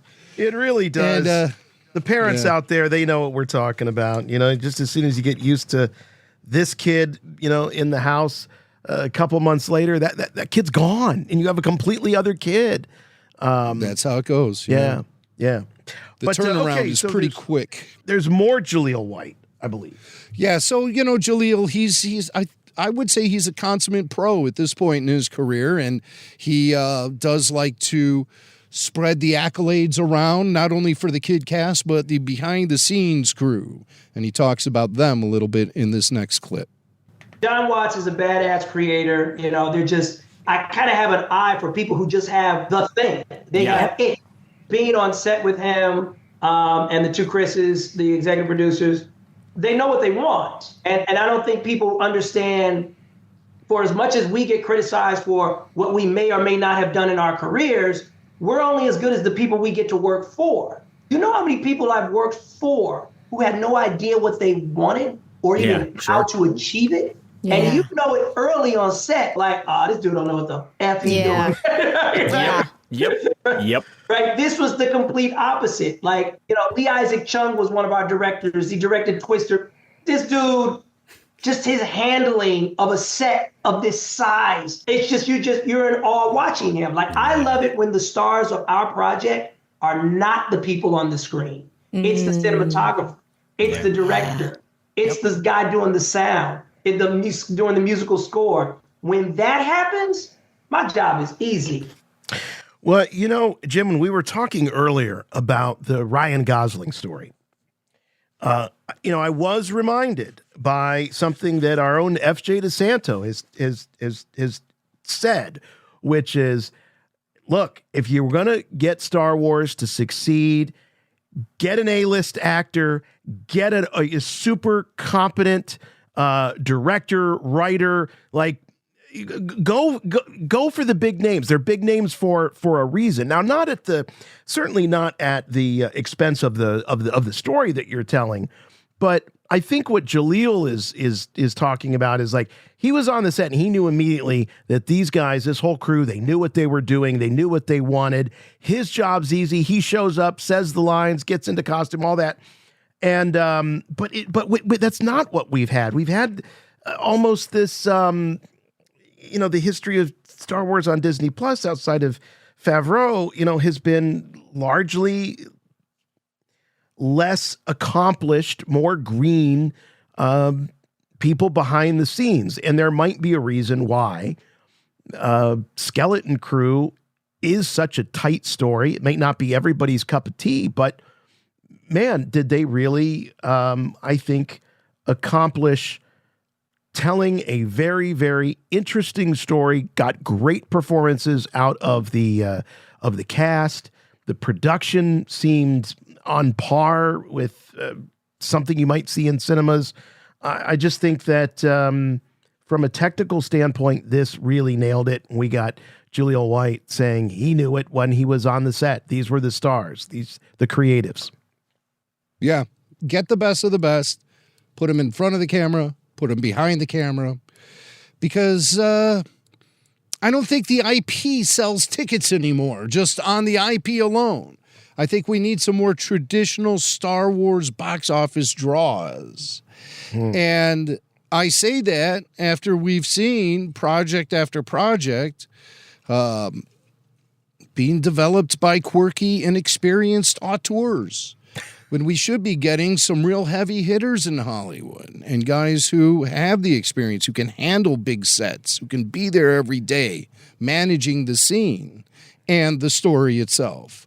So, hopefully with the announcements of guys like Sean Levy and, it's not like Sean Levy is bringing in Steven Spielberg or Francis Ford Coppola or anything, but he definitely has a ton of directorial experience. Sure. Yes. And I think that's so necessary at this point in Star Wars, because we've tried the experimentations. We've tried letting newbies cut their teeth on Star Wars with mixed results, very mixed results. So I welcome having some bigger players involved in Star Wars, as it is at kind of a fragile moment in the franchise's history, where there's a lot going on, and I just think you need the right people there. When you heard the Gosling story, did your head kind of go to, okay, Gosling, Levy, Jude Law, and Watson Ford? Did you okay, this is maybe lightning could strike twice, or maybe this is actually something that they discovered, that you pair a really talented filmmaker along with a good anchor star, and maybe that's part of the formula that new Star Wars needs to take. I certainly made the connection between Jude Law and Watson Ford and now Ryan Gosling and Sean Levy. Really? It completes the puzzle almost. I think it's really out of necessity. You have that December 17, 2027 date looming, and it's really a point of desperation. We got to get people in there who know what they're doing, so a film gets released on that date. It comes down to that. The experimentation days, hopefully, are largely behind Lucasfilm at this point. And then here's another example. There's a rumor out there flying around that, we've talked about Patty Jenkins, Rogue Squadron, how that has been revived. It's been picked off the trash heap, and they're trying to breathe some life into it. Well, a new rumor has emerged about Rogue Squadron. This is a rumor, the film is supposedly eyeing Chris Pine to lead the cast. Chris Pine, who Patty Jenkins worked with in Wonder Woman. Well, I think all of the Wonder Woman films, right? I didn't see them. But in the two of them. He's the love interest in, 1984? Right. I don't know if he was in the one prior. I don't know. But Captain James T. Kirk in the the Kelvin timeline of the Star Trek. So Chris Pine, wow, Chris Pine making the leap from Star Trek to Star Wars, joins the ranks. Now, again, that's decay. A rumor. That's purely a rumor. And we have nothing to back that up. It's very fresh, this rumor. Yeah. But Paramount's been trying to pin Chris Pine down for another Star Trek movie, and he seems to be the one that is the holdout, or always has the scheduling conflicts or something. They're desperate to get that cast back together for another Trek. And boy, would that be something if he doesn't have time for Star Trek because he's making a Star Wars movie. That'd be good. I just love Carl Urban, and I would welcome the chance to see him as Bones again, because he's on the show The Boys. And we have this little tradition in our house. Whenever we watch a new episode of The Boys, we keep a meter running on Carl Urban. How many times can he say the C word in this episode? Oh, wow. And you know what? Yeah, the over-under is usually about 5 or 6. Damn. So I would love to hear Bones McCoy. Spock, you green-blooded. You green-blooded C. Oh, my goodness. Carl, I mean, he's a great actor. Great actor. I've always enjoyed him. Everything that he's done. He's so great. He was great as Bones in those Trek movies. He was one of the brightest. I really loved the first one. The other ones are kind of hit or miss, but he was definitely inspired casting. He did a great job as Bones McCoy. Yeah. Really, really fit the role. For sure. Man, Diego Luna. Do we want to talk a little Diego? Let's talk Diego. Yeah. Diego was out and about a few weeks ago at the Golden Globes in Hollywood. He was on the red carpet, and he spoke briefly to Deadline Hollywood about the upcoming second season of Andor. That's definitely in our sights right now. Andor Season 2. Can't wait. It premieres April 22nd. And Diego Luna obviously can't reveal too much about Andor Season 2, but he's had a couple of things to say. All right. I can tell you I'm sad, because it's the last season. That's it. It's the end. But I'm very excited for audiences to watch it. It's been a long journey, and it's cool. It's cool. I think people are going to like it. But I can't say much. Well, I hope it's cooler than that dude behind him photo or video bombing. Who's that cat? Jeez. Probably some publicity loser. See, this is why you got to be RFR All Access on Patreon, because you can see the clip as we're talking about it in the goofball behind Diego as Deadline is talking to him about Andor. He's photo bombing for sure. But Diego Luna, sad Andor is ending. Yeah. Can't say much, but he does speak with a great deal of confidence when he says, it's cool. You're going to like it. It's cool. So we expect the coolness factor if it's anything to be like the very first high. season, it's going to be great. It's going to be great. Yeah. So looking forward to that. Of course, the after shows will return. 12 episodes of Andor. Looking at us, and that'll be a lot of fun. So, you know what? I look at that and I'm like, boy, that's going to take us into the nice weather. Starting at the end of April, and by the time we get through that series, we'll have some nice sunshine, and that feels pretty good right about now. We're gonna be right in the middle of summer. By my estimates, if they released one episode a week, the finale will air on July 8th. So we'll be firmly planted in the summertime by that point. Eating hot dogs, celebrating the 4th, and doing a RFR after show. Yeah. So looking forward to it. Looking very forward to it. So, this is something I'm kind of excited for. It's very similar to, very much in the vein of that great WGN radio interview discovery we made of the cast of Star Wars from summer 77.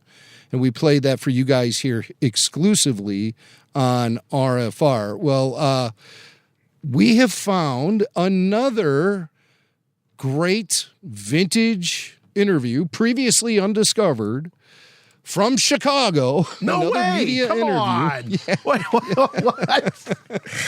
From Chicago. It may have happened on the same media tour. Wow. But this is Mark, Carey, and Harrison appearing on WBBM Channel 2 on noon, Friday, June 17th, 1977, on a show called The Lee Phillip Show. I got to ask you, Jim, is this a show that you were familiar with? Did you grow up watching The Lee Phillip Show? I have no memory of The Lee Phillips Show. Wow. But this is great. This was recently discovered and posted on YouTube by the great channel, the Museum of Classic Chicago Television, a.k.a. fuzzymemories.tv. Okay. And they're a nonprofit group whose primary mission is the preservation and display of all early home videotape recordings from Chicago TV. So people find these things that they've had forever, and They present it to the Museum of Classic Chicago Television, who then digitize it and present it on YouTube. Thank God, especially in these days, early days of TV and whatnot, where they just didn't keep these big film canisters around, that there are still people that have this stuff, and they put it out there on things, websites like this and Internet Archive. Glad somebody is preserving this stuff. Oh, for sure. Yeah, we heard about this from our listeners, Kurt and Chris, and a bunch of other people let us know about it. And I pulled some highlights from the show. It's a great show. It's about half an hour long with commercials intact. Wow, the vintage commercials. Yes. Wow. Yes, people squeezing rolls of toilet paper in the supermarket aisle, all this fun stuff. And this is the Lee Phillip show from June 17th, 1977. Mark, Carey, and Harrison all in the studio, and they're being questioned not only by Lee Phillip herself, but she has an audience packed with members of the Star Trek Revival Club. The Star Trek Revival Club. The Star. Wow. But, that's STAR means Star Trek Association for Revival, specifically Star Northbrook. And that's really fascinating because that's the same suburb I grew up in, was Northbrook. You were there, Swank. Yes, I was my there. parents at one time. Amazing. Yes. So, they're like, all right, we got to fill the studio with nerds and geeks. So who do we know? Yes. Let's get the local Trekkie fan club out to do this and pack the studio audience. Dang. Okay, Right. I can't wait to see this. I'm excited. Star. I haven't seen these Star clips, Trek by the way. Association for Revival. Okay, so, and it's funny too because you can tell some of these Trekkies were corrupted because they're wearing "May the Force be with you" pins and things. Oh my God! They already had 1 foot out the door as Star Wars was taking over. So here's the intro, just to kind of put you in a frame of mind for how this show is going to go down. Here's the intro to the Lee Phillip show.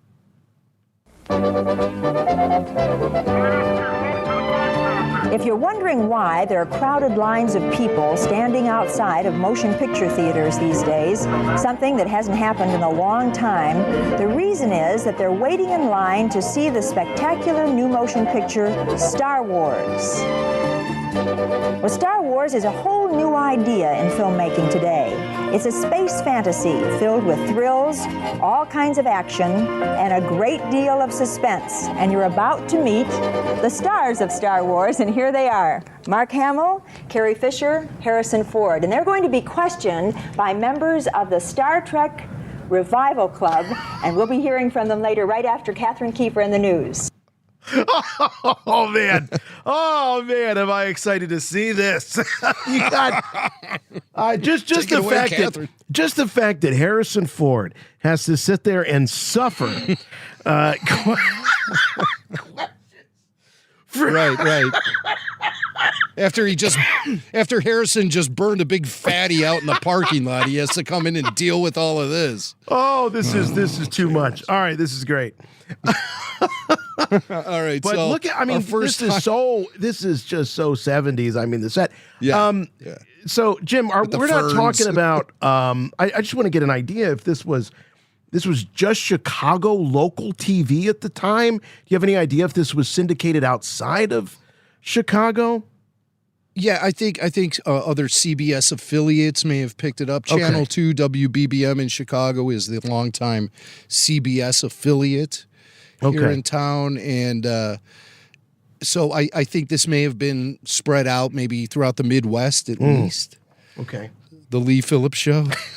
This is great. A lot of broadcasting came out of Chicago and blasted out to the Midwest, especially in the 70s, 60s, and 70s, et cetera. So we have Mark, Carey, and Harrison talking to Lee Phillip as she asks them questions about Star Wars.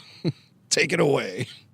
Why is Star Wars such a big success, in your estimation? In my estimation, Right. I've seen it in the theater and watched just the audience. I didn't watch the screen, and I think for 2 hours, people are having a great time. It's like a good roller coaster ride. It's like a good ride at Disneyland. You can sit down, you can laugh, you can boo the villain, cheer the heroes, and it's not meant to be any intellectual sort of A big message or something? No. It's good versus evil, which is so basic, and it's got the stuff of Ivanhoe, of King Arthur. I mean, whatever George could summon up from things that had made him happy in movies, in literature, he put in Star Wars. I mean, we even have a mechanical Laurel and Hardy. The comic relief of the picture is that little barrel-shaped R2-D2. Yeah. And he's adorable. He's like a mechanical teddy bear. People are just falling in love with him. And Carrie, why do people go back again and again? Because they can't see it all the first time, is that right? Well, yeah, there's so much going on, and I'm probably to verify that they actually saw what they saw the first time, if it actually happened.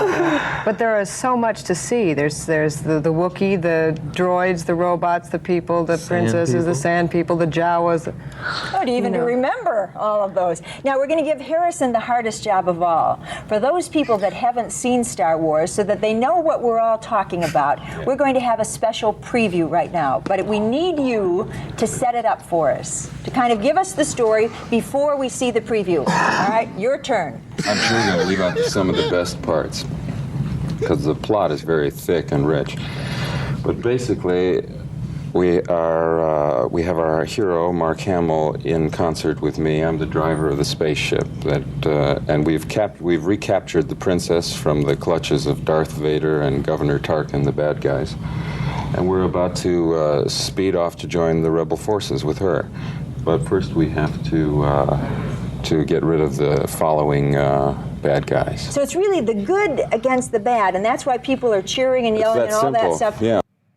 It's that simple. I tell you what. I like it. She asks him the question. He starts coughing. Yeah. I think the picture that you painted for us earlier about what he might have been doing before he stepped onto the beautiful set there with Lee is pretty accurate, I think. And he keeps looking over toward like the stage text and stuff while he's talking. Like, come on, get that clip ready. Will you? I'm running out of things to say. He says, "I'm the driver of the spaceship." Yeah. Much like Alden in the Solo film. I'm a driver. I'm a flyer. I drive my spaceship. So there you go. There's Harrison. Maybe that's where he got it. Maybe that's where they got the line from, this old interview. But, I mean, how cute and adorable is Carrie Fisher? Jeez. It's just, yeah, so cute. And, I think she's very accurate with her statement when she says people keep going back to see Star Wars over and over again is because they can't believe what they saw the first time they saw it. And they needed confirmation. And you know what? I think that's a very accurate statement for why people initially kept going back over and over again, is because they just couldn't believe what they saw and they wanted to see it again. Yeah. And then Mark says he went to a screening and watched the audience instead of the screen itself. I've heard him telling that story before. This is something he's repeated, where he just wanted to see how they were enjoying it, how they were reacting to it, because that meant a lot to Mark, and he understood. You know, like when he throws out, "Oh, they're like the Laurel and Hardy."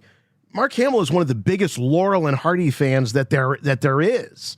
So I mean, this is stuff that he's not just spouting off PR. Copy points, bullet points. Like, Mark really gets it. True. Mark gets it. True.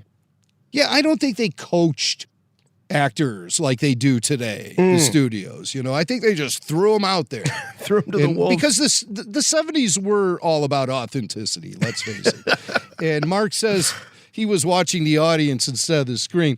Wouldn't you like to be the guy, like, sitting behind Mark Hamill? It's just like, would you just turn around and watch the movie, please? Yeah, Stop staring at me. I don't care if you are Luke Skywalker. Please, I'm just here to watch the movie. Who's the weirdo? Who's the weirdo that's turned around in his seat? Well, he'd be hard to recognize. I don't think it was you know, because his hair is all longer and he's got the big, sideburns and everything. It was the 70s.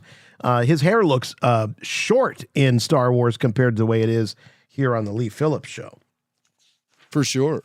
So now we get the, this is what you've been waiting for. This is the moment where the Star Trek Association for Revival gets their time in the spotlight, and they get to ask the fan questions for the cast. So let's hear what some of the doozies they whip up for the cast. Harrison, I'd like to know, did you enjoy doing the film, and also what part was your favorite part to do? Oh, I don't have a favorite part. The whole experience was a joy from beginning to end, and I loved working on it. It was real hard work, and it was, you're using your energy in a worthy pursuit. I enjoyed it a lot. My name's Stuart Weiss, and Carrie, I'd like to know, in your opinion, who gets the princess at the end of the movie? The Wookiee or R2-D2, I haven't decided. You're being very, very diplomatic, and I was going She gets a big hug from Chewie when they escape. All I get is a kiss on the cheek for luck. Boy, kid, you got no idea what you're in store for.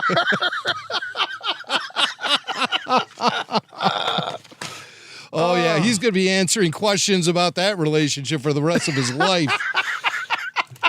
But Carrie says, hey, she's either Chewie's woman or R2's woman. Mm-hmm. Yeah, talk about opposites. My goodness. Carrie has a range of what she's attracted to, I guess. Now, this part's really interesting because, this could be like the very first time the sequels were ever spoken about publicly, courtesy of one of the Star Trek fans' questions. So let's hear, he asked Mark about the sequels. Let's hear how that all went down. Okay, I'm Barry Waterman, and I was wondering, Mark, have you been approached about a possible sequel or another series? Yes, we're going to do a continuation of Star Wars next summer, and it'll come out May of '79, following the Christmas reissue of the original. These guys don't miss a trick. Okay. Okay. So he's throwing a couple of things down there. He gets the date. He's off on the date. Do you think at any point, Jim, that George was actually targeting May of '79 versus May of 1980? Yeah, I do. Okay. And I think things like More American Graffiti sort of got in the way. That was really frustrating to George, that he had committed to do a sequel to American Graffiti, and the studio took him up on that. So he was on the hook for that thing. So that, his mind was George was firmly thinking about the sequel to Star Wars, but he had to go back and create a sequel to a film that he probably never intended to create a sequel for. More American Graffiti. And if you've ever seen More American Graffiti, George definitely phoned that one in, let's just say. I've never seen it. I've been curious to see it, but I think it's obvious that he didn't intend to, because at the end of American Graffiti, you see the title cards that tell you what happened to the characters. So that always struck me as weird that there was a sequel when the film, tells you what happened to them. But that was sort of thrust on George. Famously, that's something he didn't want to do. But somewhere I don't even along think the it was lines, in the cards. I don't even think it was in the cards until Star Wars became successful. And who was the studio that put out American Graffiti? Was it Paramount? I don't remember. I think, but they probably just wanted United Artists. They just wanted to cash in, to say, "Oh, here's the next film from the director of Star Wars." Yes. More American Graffiti. But you wonder, considering that there were 3 years between each of the sequels, if because this is the first time I'm ever hearing that perhaps a 2-year was the target initially. Would it even have been possible for George to write, produce, and another Star Wars movie within 2 years? No way. Because even if you remove More American Graffiti from his schedule, you still have to deal with the death of Lee Brackett, who was writing the original screenplay. Yeah. And it was a screenplay George didn't really care for and went in weird directions that George didn't want to go in. So upon her death, he ended up taking over the rewriting of the script, and then he eventually brought in Kasdan to tighten it all up. Yeah. But he had a lot of respect for Lee Brackett. You know, Lee, despite his disappointment with the draft, it was somebody that I think he had a lot of respect for, and continued to give her credit and on-screen credit, and knew that she was very ill at the time, and that's largely, or could be, a lot to explain why it was less than what he was expecting at the time. Yeah, that's right. That's right. And then also he was developing Raiders of the Lost Ark. Oh yeah, right. He brought in Kasdan to punch up his screenplay for Empire Strikes Back after Kasdan turned in the script to Raiders of the Lost Ark. So George looked at that and said, well, this is pretty good. I got Empire sitting here, and it's just me. I really need some help. Yeah. And so he brought in Kasdan, which was a wise move. And I just really wanted to pull that clip largely because this past week on the official RFR group on Facebook, somebody posed the question asking old-timer Star Wars fans when they remember first hearing about a sequel to Star Wars. And I said, I did respond to that question and said, the first time I recall hearing about a sequel to Star Wars was in Dynamite magazine. You had to have been there. I remember Dynamite magazine. It was a publication from Scholastic Books. Yes, it was. And it was a magazine. It was a newsstand magazine geared towards preteens, largely, I would say. You could always find it at your school library. They would usually have those issues sitting out there. Yeah. And there was a feature on Star Wars 2 in one of their magazines, which I predict was around 1978. However, George was talking about doing more films in the Rolling Stone interview he did, which I think was around September 77. Yep. But this is, this is June. Not even a month. This is June. Not even a month after the release of the original films. And there's already talk from Mark Hamill about a sequel. So that's probably it's fascinating because the history of Star Wars was that it was released to relatively few theaters at the time, so it took time for it to really gather the momentum or for people to be seen. But in the theaters that it was released in, it was just doing such gangbusters and lines around the theater and all of that. It's just it's crazy that less than a month, like you just said, less than a month from the release, that they're already, leave it to a Trekkie to ask, when's the next one? All right. Well, and that kid is Barry Waterman from Northbrook, Illinois. He looks to be a kid about my age, at least my age when I was my age back then. Wait, do you think you went to school with Barry Waterman from the Lee Phillip show? Possible. Wow. It's very possible that I knew Barry from the hood. And Barry, if you're listening, give us a call. I'd like to pick your mind about this. Can you imagine if we found somebody that was there during the taping of that show? Mm-hmm. That would be amazing. You got to, Jim. You got to grab the old yearbooks out and look for Barry. I just asked my friends, "Hey, did you know Barry Waterman from Northbrook?" Oh, I know Barry. Oh, you didn't hear about what happened to Barry? Oh, yeah. No. God forbid, no. Okay, here's our last clip from the Lee Phillip show. It's going to wrap up this segment. It's going to wrap up the show for this week here on RFR. This is a fun one to wrap everything up with. It's Lee Phillip asking a very awkward question about stormtroopers. What's the deal with stormtroopers? Well, Lee Phillip wants to know. One question that our son Bill had. In the film, are these humanoids or are they people? No, they're humanoids. Those are stormtroopers, and they're the Imperial Army's soldiers. And then this suit enables them to breathe in any. But what's under that? A very mean man. Because you took off the uniforms and put them on, so there had to be something underneath, right?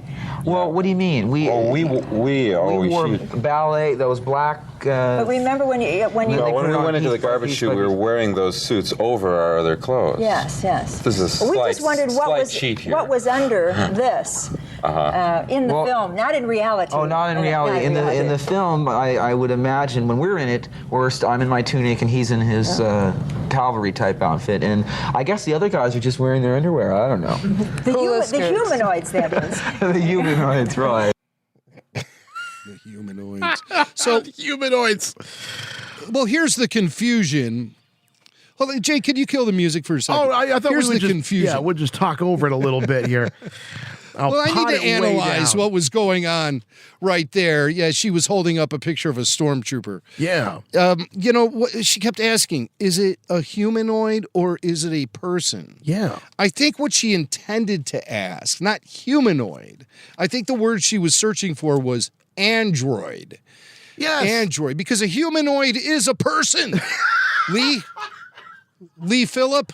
So she was and she was being so persistent about it. Well, what's under there? What's in the movie? What she wanted to know: are the stormtroopers mechanical? And Mark's like, they... "Well, it was a ballet tunic. That's what was under it." Harrison makes it very clear, though, that according to the story itself, that Han and Luke are wearing the stormtrooper gear over their regular clothes. He makes it very clear. He says it's kind of a cheat. He does. Yeah. You know, but yeah, Mark says, they say, well, we're wearing this ballet one piece or whatever, the black. They're talking about that black undersuit. Right. But for the story, Han and Luke apparently were just wearing their civilian clothes underneath the stormtrooper gear and apparently underneath the black body sock or whatever you want to call it. Clearly, what I think Lee was getting at was, are we talking about robots? Are these robots? Yes. And of course, this is long before. I don't know if George ever shared on the set that he had this idea of clones, that they might be clones under there. Probably not. So yeah, because there was thought at the time that Darth Vader might be a robot, that he wasn't, a human being under there. So, absolutely. Wow. Yeah. So she kept saying humanoid. I think the word she was intending to use was android. Bobby the Brain Heenan used to call them humanoids. It's kind of a derogatory thing, these humanoids out here. I think, she did not know what she was talking about. But my God, I love what a blast from the past. And the radio clips were so fantastic. So look that show up on Rebel Force Radio on our archives. It's also, I believe, we've got it on YouTube too. The video portion of it, but to see them there on this corny little set in June of 1977. Just amazing, just magical. So you said, Jim, the whole thing is available on YouTube if people want to go and head and watch it. Yeah, at the Museum of Chicago, the Museum of Classic Chicago Television. We'll share a link. We'll put it on our website and throw it out there on the socials. Classic television. Yeah, it is classic, all right. No, it's totally I love these time capsules. Anything that kind of puts us back into the mindset of when these things were coming out and when it was so fresh and it was so new, and it's awesome. It's awesome. What a great share. That's fantastic. This is why, folks, you listen and watch Rebel Force Radio. I don't think there's any other podcasts out there showing this stuff, talking about this stuff. This is, I think, what you get from Rebel Force Radio. It's not just about the latest and greatest news. It's about going back and being able to celebrate, the legacy, the history of Star Wars, putting yourself back to where we were, where people were back when this thing was brand new. So awesome stuff is only Rebel Force. And Barry Waterman, if you're listening, reach out to us, show@rebelforceradio.com, or if somebody knows Barry, or anybody Northbrook, Illinois. There.